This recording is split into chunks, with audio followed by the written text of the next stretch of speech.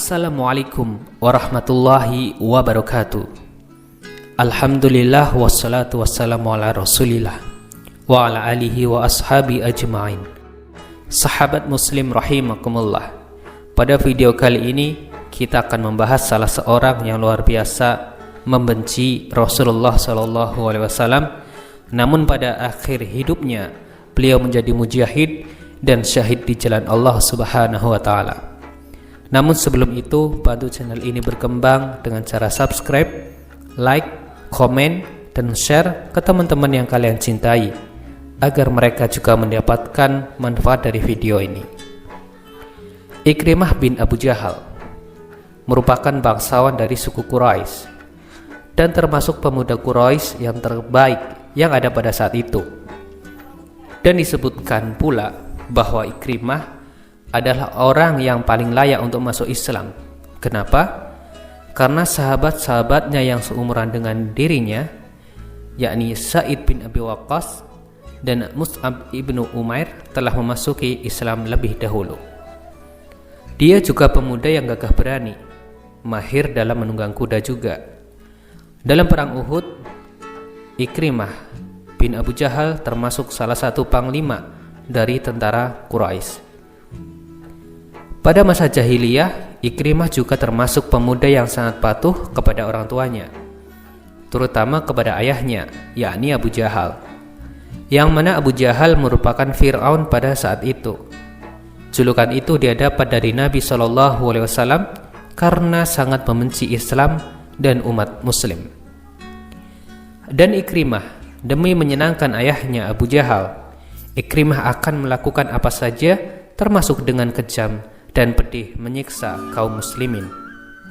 Ketika dalam perang Badar, Abu Jahal, ayah dari Ikrimah, menjadi pemimpin pasukan Quraisy. Dengan sombongnya dia berkata, "Demi Latta dan Uzza, saya tidak akan kembali kecuali telah memenangkan peperangan ini." Dan saat peperangan berkecambuk, ada dua pemuda Ansor yang masih kecil bertanya kepada salah satu sahabat Nabi, "Ya Ammi, aina Abu Jahal?" Wahai paman, mana orang yang bernama Abu Jahal? Sahabat ini bertanya, "Memangnya ada apa dengan Abu Jahal? Aku mendengar dia sering mencaci maki Rasulullah SAW." Jawab dua pemuda Ansor itu. Kemudian sahabat ini menunjukkan yang namanya Abu Jahal. Gagah berani, dua pemuda ini langsung mendatangi Abu Jahal dan menghunuskan pedang mereka kepadanya. Maka tersungkurlah Abu Jahal. Kejadian ini tepat sekali di depan mata Ikrimah, sang putra Abu Jahal, dan membuat dia menjadi orang yang sangat kehilangan ayahnya. Setelah kematian ayahnya dalam perang Badar, sikap dan pandangan Ikrimah terhadap kaum muslimin semakin menjadi-jadi. Kalau dulu ia memusuhi kaum muslimin karena untuk menyenangkan ayahnya, kali ini dia memusuhi kaum muslimin karena ingin balas dendam atas kematian ayahnya. Sejak saat itu pula, dia selalu memanas-manasi kaum kafir Quraisy agar terus membenci dan memerangi kaum muslimin.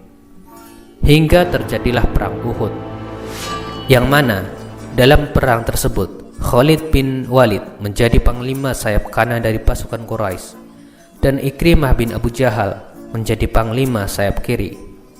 Dan tentunya inilah sangat memukul kaum muslimin, dan akhirnya kaum musyrikin memenangkan peperangan tersebut. Saat meletus perang Khandaq, atau yang juga dikenal dengan perang Parit, terjadi pada 5 Hijriah, Ikrimah bin Abu Jahal dan pemuka Quraisy mampu mengumpulkan 10.000 pasukan lebih dan mengepung penduduk Madinah yang jumlahnya tidak sebanding dengan kaum musyrikin.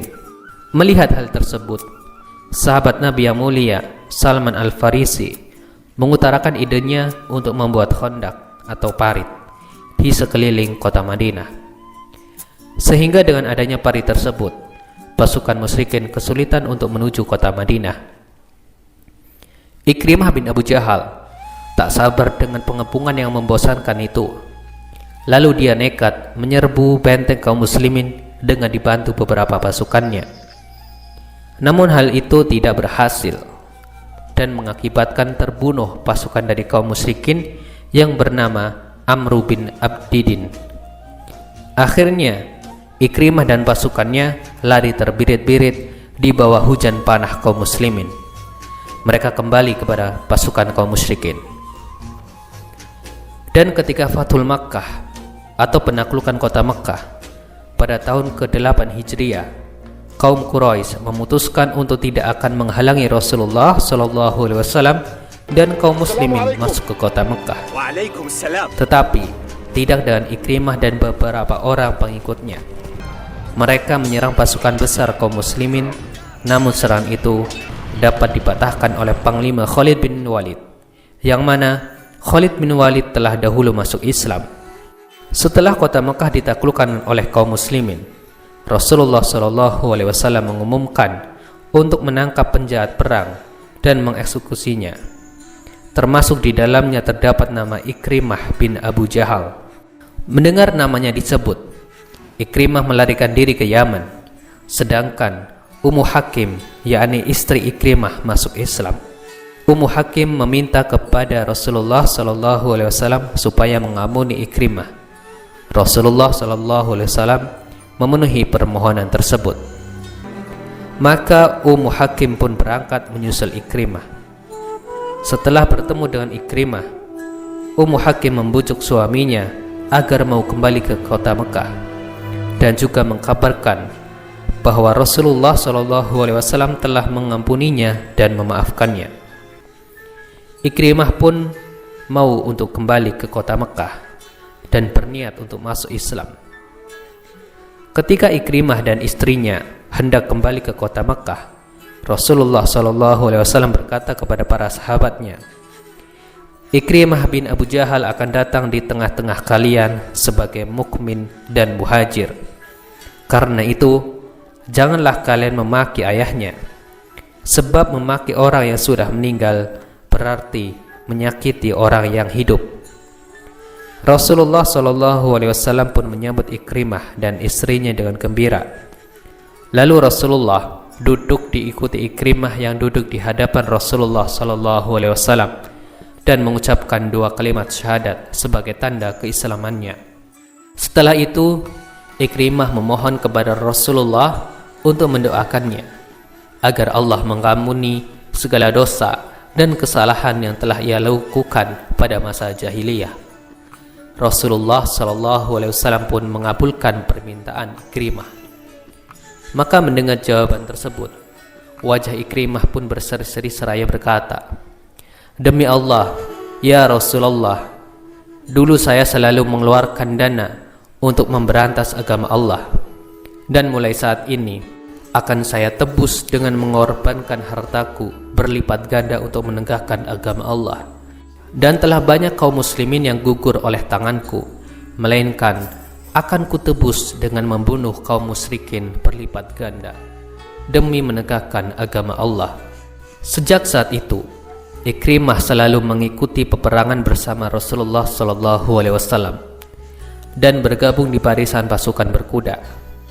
Selain sebagai sahabat Nabi yang cekatan dan gagah berani, dia juga termasuk sahabat yang ahli ibadah dan pembaca Al-Quran yang tekun di masjid.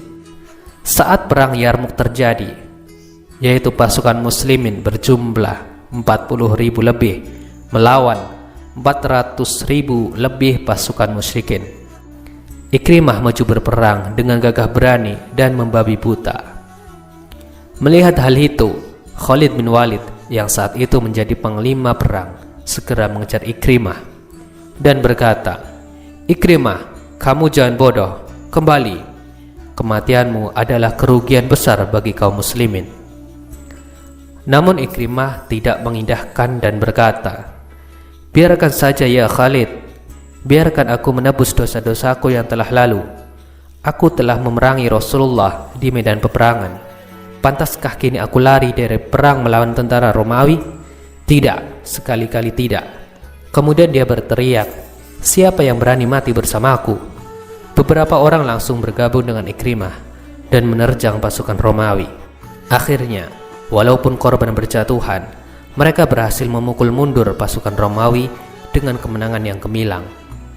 Di akhir peperangan, di bumi Yarmuk, berjajar 3 kesatria muslim yang terkapar dalam keadaan kritis dengan luka yang sangat parah.